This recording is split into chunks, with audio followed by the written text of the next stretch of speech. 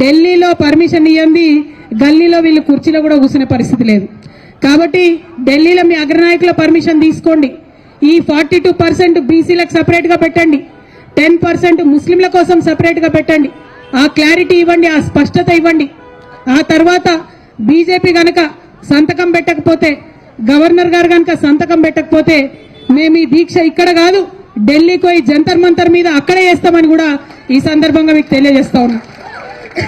ఈ స్పష్టత ఇవ్వకుండా, ఈ క్లారిటీ ఇవ్వకుండా నువ్వెంత అంటే నువ్వెంత, తూకిత్తా అంటే తూకిత్తా అని కాంగ్రెస్ బీజేపీ కూడా ఇద్దరు కలిసి మోసం చేసే ప్రయత్నం చేస్తున్నాయి.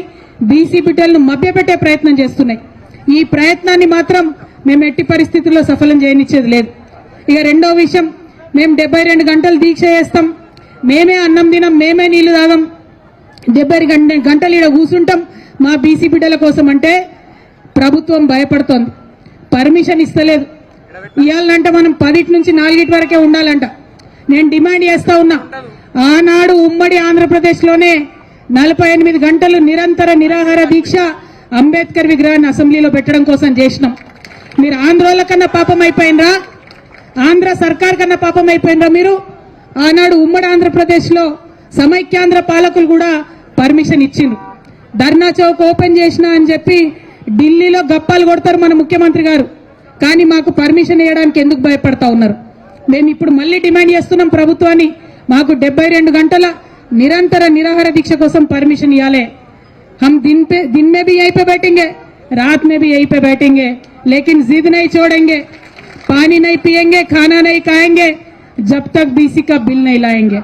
మరి అందుకోసమే ప్రభుత్వాన్ని అడుగుతా ఉన్నాం, మీరు మంచి మాట కమన్నా ఇవ్వండి, లేకపోతే ఆల్టర్నేట్గా ఇలా 12కి మేము కోర్టుకు కూడా పోతున్నాం. న్యాయస్థానం అన్నా మా న్యాయమైనటువంటి ఆకాంక్షకు మద్దతుగా నిలబడుతుందని చెప్పి మనస్ఫూర్తిగా మేము నమ్ముతా ఉన్నాం. అంత దూరం తెచ్చుకోకండి, కోర్టు చేత మొట్టికాయలు తినకండి, ఇమీడియట్ గా పర్మిషన్ ఇవ్వండి అని ప్రభుత్వాన్ని డిమాండ్ చేస్తా ఉన్నా. ఇక ఇంకొక విషయం, ఇక్కడ ఉన్నటువంటి మీడియా మిత్రులకు, ప్రధాన పత్రికా మిత్రులకు, శాటిలైట్ ఛానళ్ల వారికి, అట్లానే డిజిటల్ మీడియాకి, అందరికన్నా ఎక్కువ సిటిజన్ మీడియాకి, మీ అందరికీ కూడా నేను చేతులెత్తి నమస్కరించి ఒక మాట చెప్తా ఉన్నా.